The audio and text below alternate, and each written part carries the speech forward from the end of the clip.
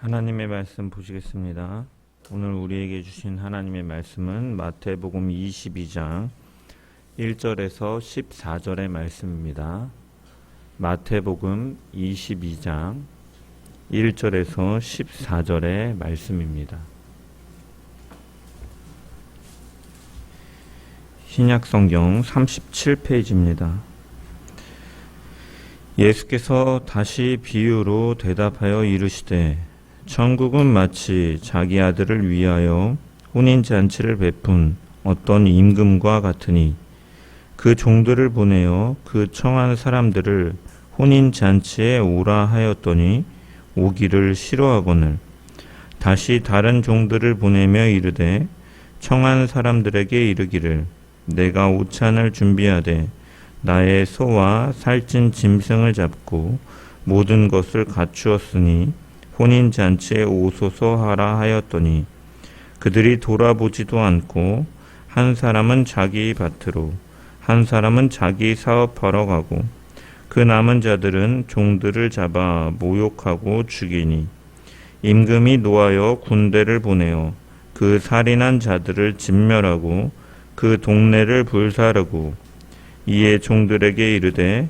혼인잔치는 준비되었으나 청한 사람들은 합당하지 아니하니 내 거리 길에 가서 사람을 만나는 대로 혼인잔치에 청하여 오라 한대 종들이 길에 나가 악한 자나 선한 자나 만나는 대로 모두 데려오니 혼인잔치에 손님들이 가득한지라 임금이 손님들을 보러 들어올새 거기서 예복을 입지 않은 한 사람을 보고 이르되 친구여 어찌하여 예복을 입지 않고 여기 들어왔느냐 하니 그가 아무 말도 못하거늘 임금이 사환들에게 말하되 그 손발을 묶고 바깥 어두운 데에 내던지라 거기서 슬피 울며 이를 갈게 되리라 하니라.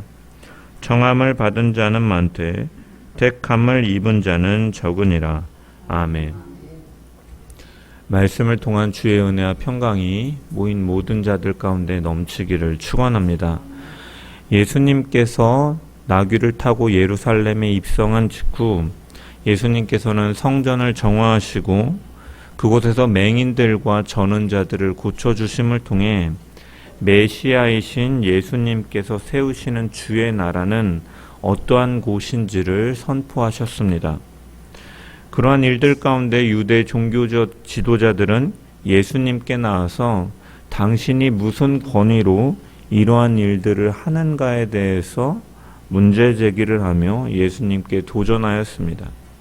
이에 예수님께서는 연속된 세 가지 비유를 통해서 그들의 불신앙과 위선을 책망하십니다.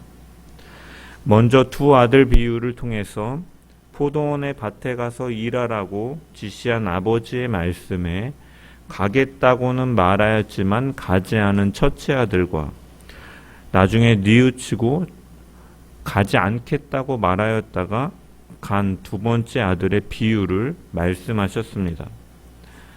첫째 아들은 입으로는 가겠다 하였지만 실제로는 불순종하였고 둘째 아들은 처음에는 거절하였지만 회개하고 아버지의 뜻에 순종하였다라고 말씀하신 것이죠. 이것은 표면적으로 경건해 보이는 유대 종교 지도자들의 그 위선과 불순종을 드러내시면서 그들이 오히려 죄인이라 책망하는 세리와 창녀 같은 죄인들이 그들이 율법에 의해서 죄인 되었지만 또한 그들이 예수님을 통하여서 회개하고 돌이킴을 통해서 오히려 그러한 자들이 하나님 나라에 들어간다라고 진리를 말씀하신 것이죠. 또한 이어지는 포도원 농부의 비유를 통해서 이 포도원의 주인은 은혜를 베풀어서 울타리를 세우고 망대를 세우고 포도즙틀을 내면서 그 은혜로서 열매를 거둘 수 있는 밭을 이제 농부들에게 맡겨주시죠. 그리고 열매를 거둘 때가 되었을 때 그 열매를 받으려고 종들과 마지막에 이제 아들까지도 보냈는데 그 농부들은 악하여서 이 종들과 아들마저 죽이는 일을 가졌다라고 비유로서 말씀하십니다. 이것은 무엇을 나타내냐면 하나님께서는 이스라엘을 포도원에 심으시고 가꾸는 것과 같은 은혜를 그들 가운데 주셨다라는 거죠. 거룩하신 하나님과 함께하며 율법과 제도를 통하여서 하나님과 동행하는 법을 제사장 나라로서 그 민족을 세우셨지만 그들은 좋은 포도나무의 열매를 내는 것이 아니라 들포도를 내는 것과 같았다라는 거죠. 하나님은 그러할 때마다 선지자 그의 종들을 보내어서 말씀을 전하게 하시고 돌이키게 하셨지만 그들은 듣지 아니하였고 종들을 죽이고 마지막엔 그의 주인의 아들마저 죽인 것처럼 이제 이 자리에 오신 독생자 예수 그리스도를 보면서도 들으면서도 그들이 목격하면서도 그들은 돌이키지 아니하고 결국 그들은 예수님마저도 십자가에 못 박일 것임을 비유로서 암시하고 계심을 통하여 그들의 완악함을 드러내고 계시는 것이죠. 그리고 오늘 본문인 이 혼인잔치 비유를 통해서 예수님께서는 다시 한번 그 하나님 나라의 초청을 거절한 자들에 대한 심판과 그 나라에 참여할 자들이 갖추어야 될 그 거룩함과 의로움의 조건에 대해서 말씀하고 계시는 것이죠. 그래서 이 세 가지 비유는 각각 독립적이지만 또한 하나의 공통된 메시지를 전달하고 있는 것이죠. 그렇기 때문에 1절에도 보면 예수님께서 다시 비유로 말씀하여 대답하여 이르시되라고 말함을 통해서 이 비유가 연결되어 있음을 보여주고 있는 것이죠. 그래서 메시아를 거부한 유대 지도자들의 그 죄와 함께 참된 하나님 나라의 백성이 누구인지, 누가 그 나라에 들어가는지, 그리고 그 백성은 어떠한 삶의 태도를 가져야 되는지 주님은 비유를 통해서 명확하게 드러내고 계신 것입니다. 그래서 2절과 3절을 보면은 주님은 이 비유를 이렇게 시작합니다. 천국은 마치 자기 아들을 위하여 혼인잔치를 베푼 어떤 임금과 같으니 그 종들을 보내어 그 청한 사람들을 혼인잔치에 오라 하였더니 오기를 싫어하거늘 이라고 말씀합니다. 임금은 아들의 이 결혼을 위해서 잔치를 베풀고 이미 초대한 이들에게 종을 보내어서 초청하지만 그들의 반응은 무관심하고 냉대했음을 말씀하고 있는 것이죠. 혼인잔치를 베푼 왕은 하나님 아버지를 가리키는 것이고 잔치의 주인공인 아들은 예수 그리스도를 상징하는 것이죠. 그리고 그 왕이 마련한 잔치는 하나님 나라의 구원과 영광을 가리키는 것으로 잔치의 기쁨이 상징하는 것입니다. 그래서 천국은 마치 자기 아들을 위하여 혼인잔치를 베푼 어떤 임금과 같다라는 말씀은 하나님께서 자신의 아들 곧 예수 그리스도를 통해서 큰 잔치 곧 구원의 잔치를 준비하셨음을 의미하는 것이죠. 이 잔치는 하나님과 우리 사이에 맺어지는 언약의 완성이고 구원의 절정이고 참된 안식을 가리키는 것이죠. 예수 그리스도를 통해서 그 나라에 참여할 수 있음을 말씀하시는 것입니다. 하지만 이 은혜로운 잔치에 초청을 받은 사람들의 반응은 어떠했습니까? 3절에 보면 그 청한 사람들은 혼인잔치에 오라 하였더니 오기를 싫어했다라고 말씀하고 있죠. 왕이 잔치를 준비했는데 백성들은 안 오겠다라고 하고 있는 것이죠. 상식적으로 임금의 초청을 거절했다라는 것은 굉장히 무례하고 선을 넘는 일일 것입니다. 일반적으로 이런 일이 벌어진다면 임금은 당장이라도 진노하여서 백성들을 징벌할 것이 마땅하죠.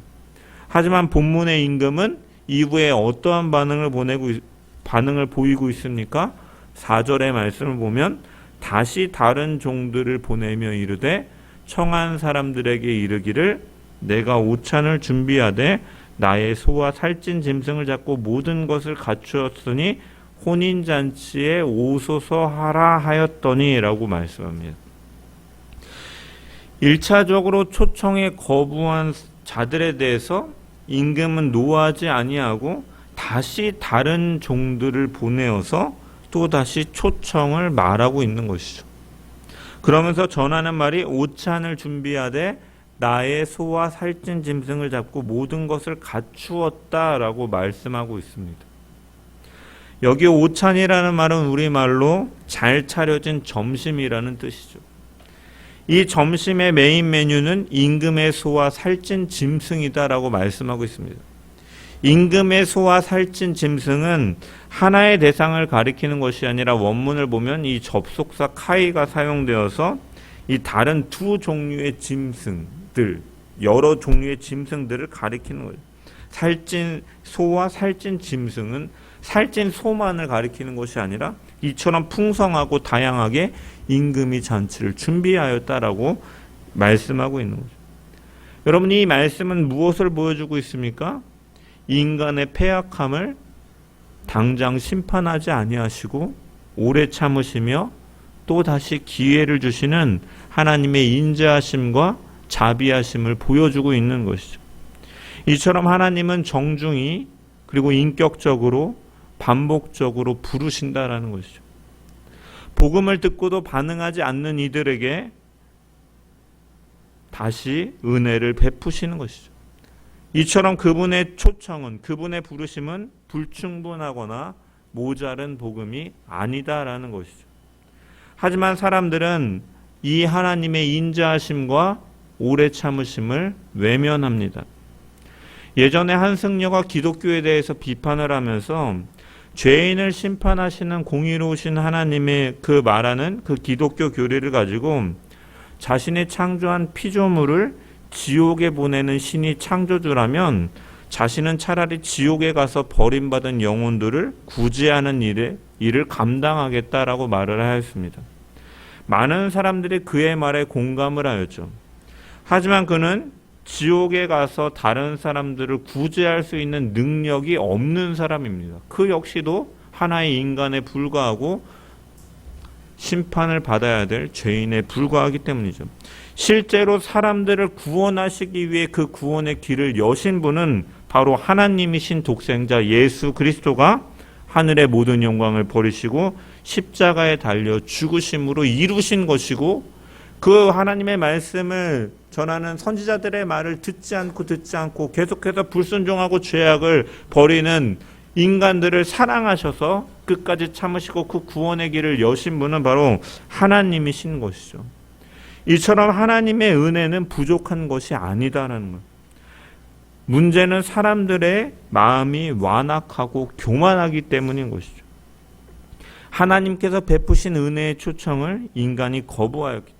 그래서 로마서 3장 11절에 보면 사도 바울은 깨닫는 자도 없고 하나님을 찾는 자도 없고 다 치우쳐 함께 무익하게 되고 선을 행하는 자는 없나니 하나도 없도다라고 선포하고 있죠. 이처럼 하나님의 은혜를 깨닫지도 못하고 하나님의 은혜를 찾지 않는 죄인의 인간의 상태를 말해주고 있는 것이죠.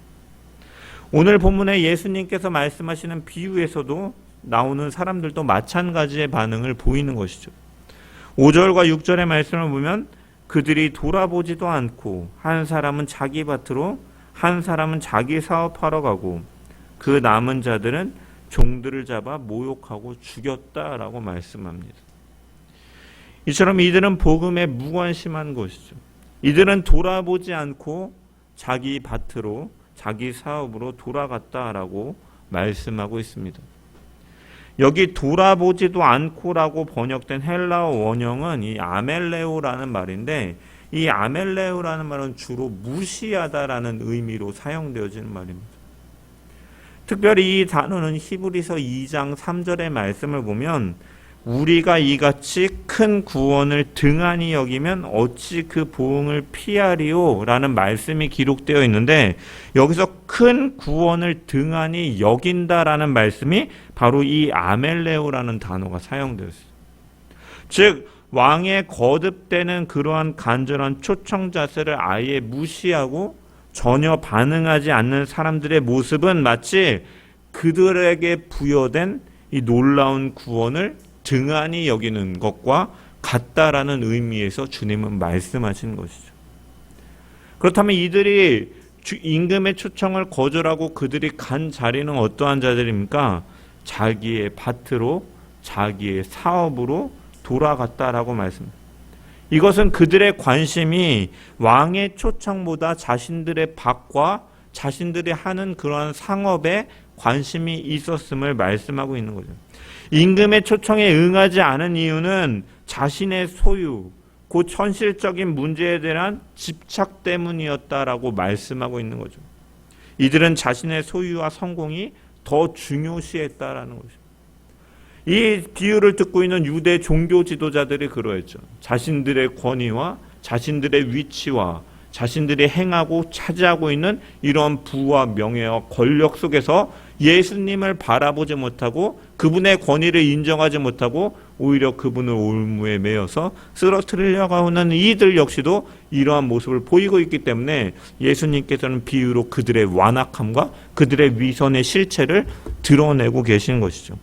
즉 이러한 모습들은 결국은 하나님의 나라보다, 구원과 생명보다 자기의 계획과 자신의 가치관과 자신의 목표가 더 앞서는 삶이라고 정의할 수가 있는 것이죠. 이 사람들은 종교적으로 유대 종교 지도자들이 그러했던 것처럼 하나님을 믿습니다라고 말할 수는 있죠. 하지만 실제적인 삶 속에서는 하나님을 신뢰하고 하나님의 말씀을 따르기보다는 자신을 더 신뢰하고 자신의 방법과 자신의 뜻을 더 따르는 사람들인 것이죠. 그렇기에 하나님에 대한 순종은 시간이 남고 조금 여유가 있을 때 하는 것으로 여기지 결코 우선순위로 여겨서 먼저 행하지 않는 자들이죠. 우선순위가 아니기 때문에 바쁘고 지금은 때가 아니다라는 생각 속에서 하나님의 나라보다 자기의 일상과 세상의 일에 더 큰 가치를 두고 살아가는 자들을 가리키는 것이죠. 그렇기 때문에 하나님의 말씀을 들어도 당장 급한 일이 아니기 때문에 그 말씀은 중요하게 여기지도 마음에 새기지도 않는 것이죠.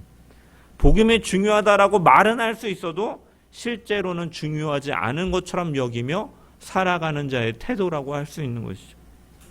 우리는 이 말씀의 비유의 말씀을 대하면서 혹시 오늘 이러한 모습이 오늘 우리의 삶 가운데 있지 않은지를 점검해 봐야 되는 것이죠. 매일 성경의 말씀이 요한계시록의 말씀을 나가고 있는데 예수님께서는 라오디게아 교회를 향해서 매우 무거운 경고의 말씀을 하셨습니다. 요한계시록 3장 15절에서 16절의 말씀을 보면 예수님께서는 라오디게아 교회를 향해서 내가 내 행위를 아노니 네가 차지도 아니하고 뜨겁지도 아니하도다. 내가 차든지 뜨겁든지 하기를 원하노라. 내가 이같이 미지근하여 뜨겁지도 아니하고 차지도 아니하니 내 입에서 너를 토하여 버리리라. 미지근하다라는 것은 무엇입니까? 하나님도 아니고 하나님을 믿는다라고 말하면서도 하나님 우선된 삶을 사지 않고 세상과 하나님 사이에서 양발을 거치고 있는 그러한 어정쩡한 상태, 신앙 있는 척을 하면서 실제로는 세상을 향해서 살아가고 있는 그러한 어중간한 상태를 가리키는 것이죠. 이들은 겉으로는 신앙이 있어 보이지만 예배에 참석하고 종교적인 언어를 사용하고 교회 공동체 안에 있지만 그들의 마음에는 진실로 하나님을 향하여 있지 않은 상태를 가리키는 것이죠. 하나님께도 완전히 속하여 있지도 않고 세상에도 완전히 빠져 있지 않은 그러한 신앙적인 회색지대를 있는 사람들을 가리키는 것이죠. 예수님께서는 이런 자들을 향해서 토해버리겠다라고 말씀하십니다. 다시 말해 역겹고 불쾌하다라고 말씀하신 것이죠. 여기 토하다라는 표현을 원어로 보면 속이 뒤틀리고 메스꺼워서 견딜 수 없다라는 의미로서 나오는 강한 표현인 것이죠. 라오디게아 교회는 겉으로는 부유하고 평안해 보이는 교회였습니다. 부가 있었고 거기에서 나오는 안약과 그런 생산물들을 통해서 부유한 것처럼 보였죠. 그래서 자기 스스로도 나는 부자라 부족한 것이 없더라라고 여기는 자들이었습니다. 하지만 주님의 평가는 정반대였던 것이죠. 실상은 가련하고 불쌍하고 가난하고 눈멀고 벌거벗은 자다라고 주님은 평가하시는 거죠. 왜 이런 일이 벌어지는가? 하나님 앞에서 자기의 상태를 바로 보지 못하는 교만함, 은혜를 받아야 할 자리에 있음에도 불구하고 스스로 만족해버리고 마는 영적인 무지함, 하나님을 향한 열심히 있는 척 하지만 실상은 세상을 향한 열심 속에서 하나님을 향한 사랑과 헌신이 식어져 버린 상태 때문인 것이죠. 우리의 신앙은 어떠합니까? 임금님은 우리를 은혜로 부르셨지만 돌아보지 않고 자기 밭으로 자기 사업하러 가는 자와 같이 우리의 신앙이 미지근하고 있지는 않습니까? 예배에 참석하고 기도를 하고 찬양은 하지만 주님 저는 믿습니다라고 말은 하지만 내 삶의 주인이 여전히 내가 되고 있지는 않습니까? 하나님을 사랑합니다라고 고백하지만 그 사랑에 대한 진정한 헌신과 마음의 중심이 없다면 우리는 그저 미지근한 자일 수 있다라는 것이죠. 예수님께서는 그 라우디게아 교회 성도들을 향해서 뜨겁기를 원하셨습니다. 예수님께서는 라우디게아 교회를 포기하거나 버리시지 않으시고 오히려 이렇게 말씀하시죠. 무릇 내가 사랑하는 자를 책망하여 징계하노니 그러므로 네가 열심을 내라. 회개하라. 회개하고 돌아오라 라고 말씀하시는 것이죠. 오늘도 주님은 이 은혜의 부르심을 계속하고 계신 것입니다. 그 초청에 무관심하거나 미지근하게 반응하는 것이 아니라 돌이켜서 그 은혜에 뜨겁게 전심으로 기쁘게 응답하고 주님을 향한 그 열정과 그 하나님 우선된 신앙으로 회복돼 나가는 주의 백성들 되기를 주님의 이름으로 간절히 축원합니다. 두 번째로 이 임금의 초대에 대해서 사람들은 어떠한 반응을 보입니까? 무관심한 자들이 있었고 또한 두 번째로는 6절에 보면 그 남은 자들은 종들을 잡아서 모욕하고 죽였다라고 기록되어 있습니다. 어떤 사람들은 왕의 초청에 대해서 단순한 무관심이나 외면을 넘어서서 아예 적대적인 태도로 반응하는 것이죠. 하나님의 종들을 모욕하고 심지어 죽이는 것이죠. 이것은 단순한 거절이 아니라 적극적인 대적, 곧 하나님에 대한 반역을 의미하는 거죠. 예수님께서는 이 말씀을 통해서 하나님의 은혜와 이 복음을 거절하는 것이 얼마나 심각한 죄인지에 대해서 밝히고 계신 것이죠. 하나님의 은혜로서 이 땅에 오신 예수 그리스도를 거절하는 것은 결국은 그 하나님의 뜻에 적극적으로 대적하는 것과 다를 바 없다라는 것을 말씀하고 계신 것입니다. 하나님께서는 선지자들을 보내셔서 이스라엘 백성들에게 회개를 촉구하셨지만 이스라엘은 그들을 모욕하고 박해하고 죽였습니다. 엘리야는 아합과 이세벨에게 쫓겨다녔고 이사야는 전승에 따르면 톱으로 잘려서 죽임을 당했고 눈물의 선지자 예레미야는 감옥에 갇히고 우물에 던져졌으며 스가랴는 성전에서 죽임을 당하였습니다. 이들은 왜 이렇게 반응하였습니까? 하나님의 그 부르심과 그 말씀이 그들의 죄와 교만을 정면으로 건드렸기 때문인 것이죠. 그들의 자존심을 건드렸고 그들의 위선을 폭로했고 그들의 기득권을 위협했기 때문에 그들은 이렇게 격렬하게 반응하는 것이죠. 그리고 하나님께서 마침내 독생자 예수 그리스도를 보내셨지만 그들은 그분 역시도 십자가에 못 박습니다. 아들을 보낸 그 아버지 포도원 주인의 마음처럼 아들은 존대하겠지라는 마음으로 보냈지만 그 아들조차도 십자가에 못 박는 것이죠.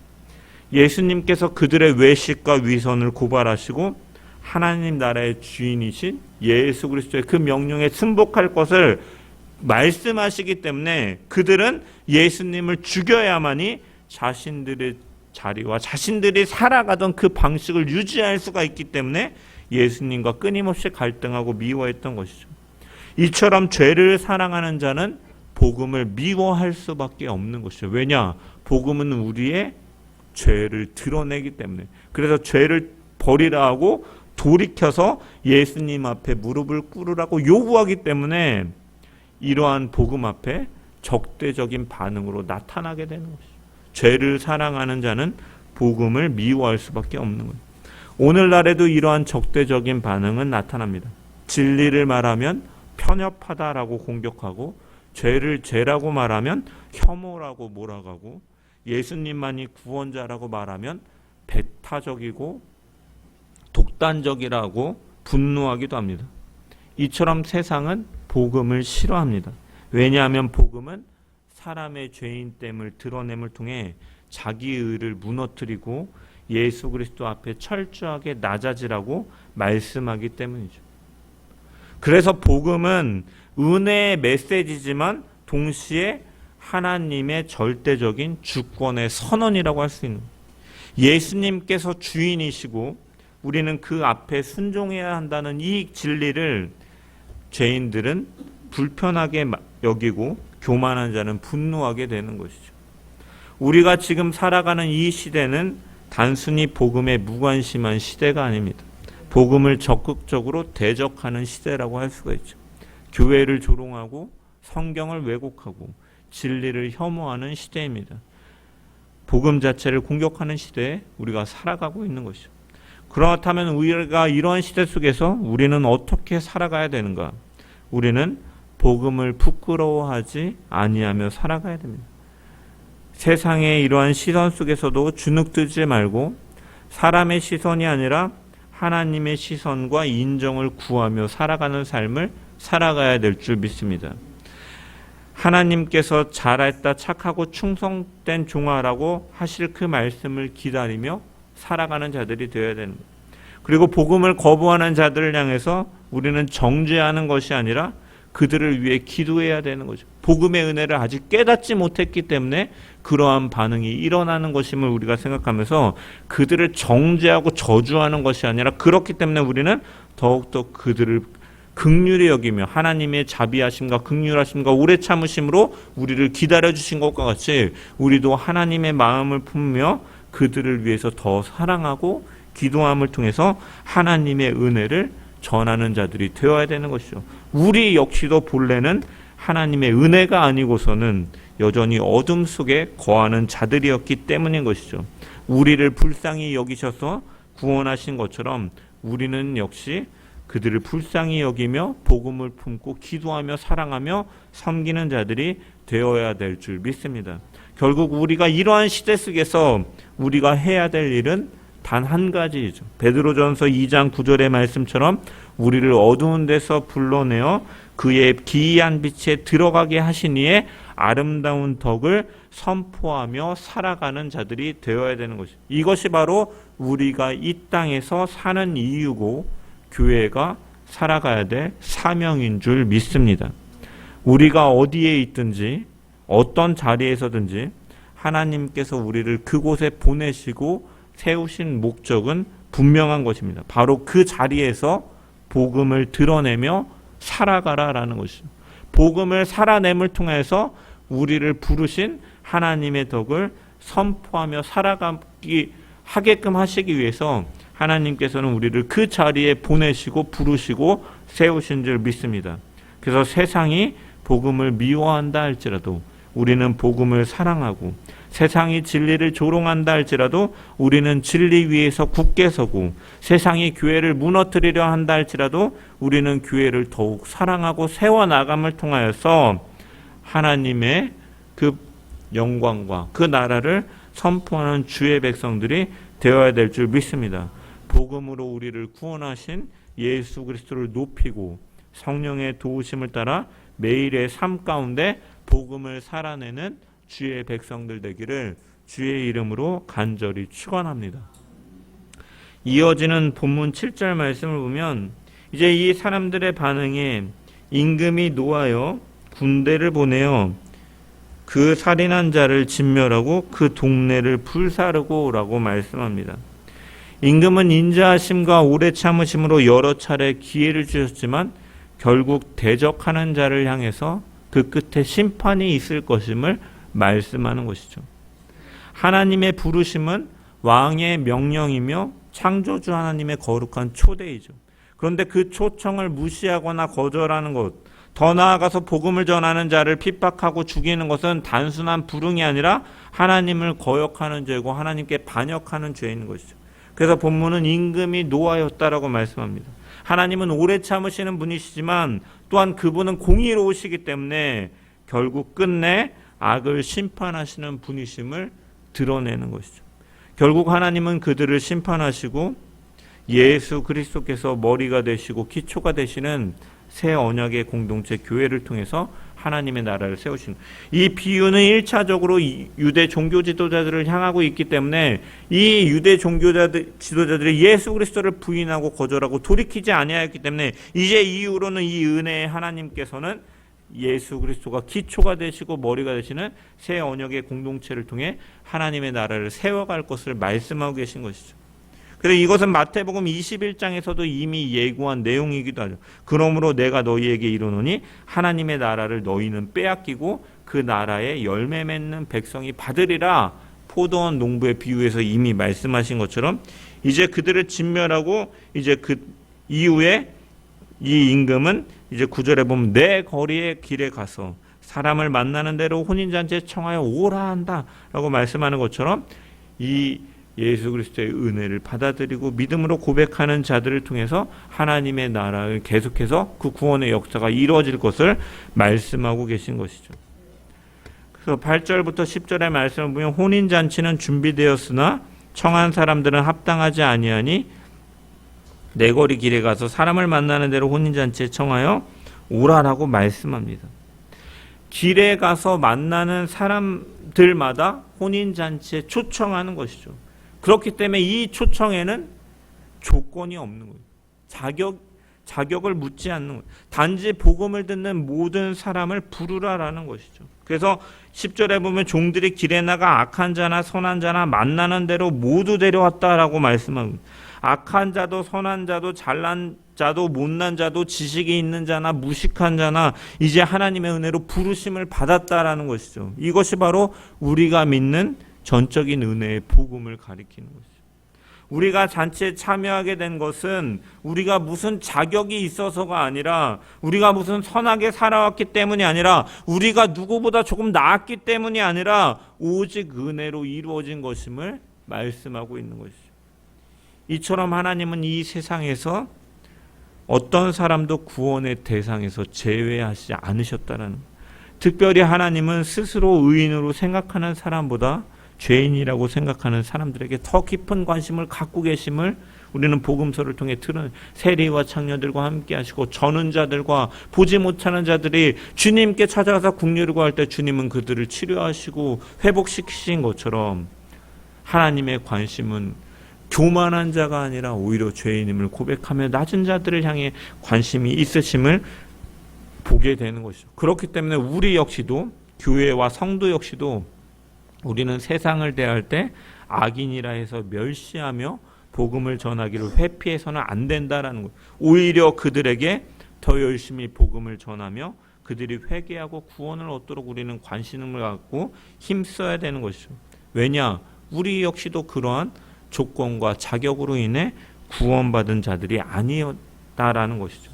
우리는 이 세상에서 하나님께 구원받지 못할 의인이 없다라는 사실을 기억하면서 우리는 부지런히 복음을 전하며 살아가야 될 줄 믿습니다.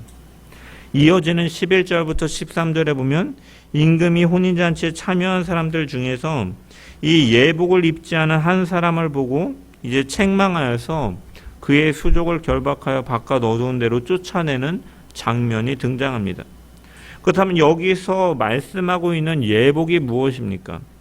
본문의 말씀에서 보면 이 혼인잔치에 참여한 사람들은 미리 청함을 받은 사람들이 아니었습니다. 내거리에서 오다 가다 갑자기 이 종들의 청함을 받고 온 사람들이었다라는 거예요. 그렇기 때문에 이들은 스스로 예복을 준비할 수 있는 시간이 있는 사람들이 아니었다라는 것입니다. 그렇다면 이 잔치에 참여한 사람들이 입는 예복은 어디에서 준비되어진 예복인가? 그것은 임금이 친히 준비해둔 것이었다. 유대인들의 혼인잔치에는 이러한 문화가 있다 그래요. 이 혼인잔치에 참여하는 사람들의 이 참여하는 이 예복은 누가 준비하느냐? 바로 혼주가 준비하는 문화가 있었다 그래요.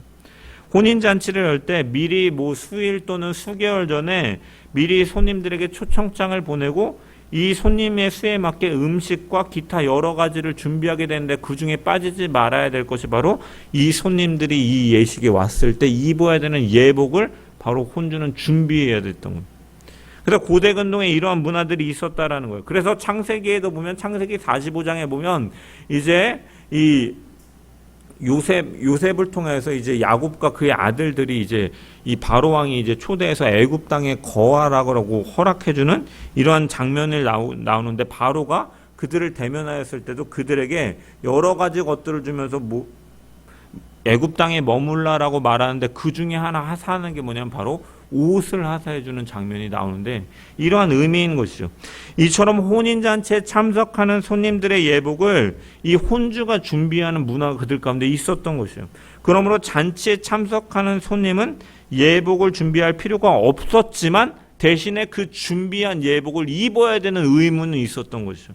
만일 예복을 입지 않고 잔치에 참여한다라는 것은, 또는 자기가 준비한 것을 입는다라는 것은 주인에게 굉장히 무례를 행하는 것이기 때문에 이 본문의 예복을 입지 않은 사람과 같이 잔치 자리에서 쫓겨나게 되는 것이죠.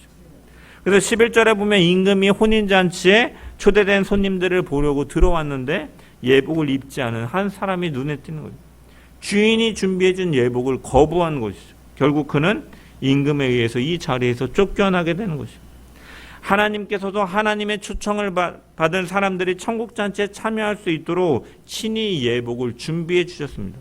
그러므로 누구든지 천국잔치에 참여하려면 이 예복을 입어야 되는 것이죠. 이 예복을 입지 않거나 자기가 임의로 준비한 예복을 입는다면 입는 자는 천국에 합당한 자로 인정받지 못하는 것이죠. 그렇다면 이 천국잔치에 참여하는 자가 필히 입어야 될 이 예복은 무엇을 의미하는 것입니까? 바로 예수 그리스도를 믿는 자에게 주어지는, 누구에게나 값없이 주어지는 구원을 의미하는 것이죠. 예수 그리스도를 믿는 믿음을 통하여서 그분의 의로우신 옷을 덧입는 그것이 바로 이 본문이 비유가 드러내고 있는 예복인 것입니다. 예수 그리스도를 믿는 믿음만이 우리를 천국 구원의 영광에 참여할 수 있게 한다라는 것입니다. 유대 종교지도자들은 이 예수님에 대해서 권위를 부인하고 거절하고 돌이키지 않고 있기 때문에 예수님께서는 이 비유를 통해서 그 예복을 입으라라고 말씀하고 계신 것이죠. 하나님은 독생자 예수 그리스도를 세상에 보내어 죄인들을 대신해 죽게 하시고 그를 믿는 자마다 의롭다 칭하여 주심을 통해서 천국 구원에 이루게 하셨습니다. 하나님께서는 모든 사람을 위하여 천국문을 열어주셨고 그 나라에는 예수 그리스도를 믿음으로 의롭다함을 얻은 자가 참여하게 되는 것이죠. 우리는 예수 그리스도를 믿는 믿음으로만 천국 혼인잔치에 참여하게 됨을 우리는 믿습니다. 그 어떤 행위나 어떠한 자격이나 어떠한 배경이 아니라 그 나라에 참여하고 그 생명에 참여하는 것은 오직 믿음, 그것도 자기 의가 아닌 오직 예수 그리스도의 의를 의지하는 믿음만이 우리를 그 자리에 이르게 하는 줄 믿습니다. 그러므로 우리는 이 믿음으로 살아가는 자들이 되어야 될 줄 믿습니다. 오늘 주님께서는 본문 마지막에 무거운 말씀을 하십니다. 청함을 받은 자는 많되 택함을 입은 자는 적으니라. 이 말씀은 결코 가볍게 흘려드릴 수 없는 말씀이죠. 교회에 다니는 사람이 많아도 예배당 안에 있는 자들이 많아도 모두가 다 어린 양의 혼인잔치에 들어가는 것은 아니다라는 것이에요. 겉으로는 교회 안에 있어도 마음으로는 여전히 자기를 붙들고 살아가고 자기 의를 자랑하고 회개의 열매도 없이 신앙생활을 형식만으로만 이어간다면 그 사람은 결국 혼인잔치 자리에서 쫓겨날 수 있다라는 것이죠. 그러므로 우리는 오늘 이 말씀 앞에 우리의 자신을 진지하게 돌아봐야 되는 것이죠. 나는 지금 하나님의 초청에 합당하게 반응하며 살아가고 있는가? 나는 정말 그리스도의 의의 옷을 입은 자로 살아가고 있는가?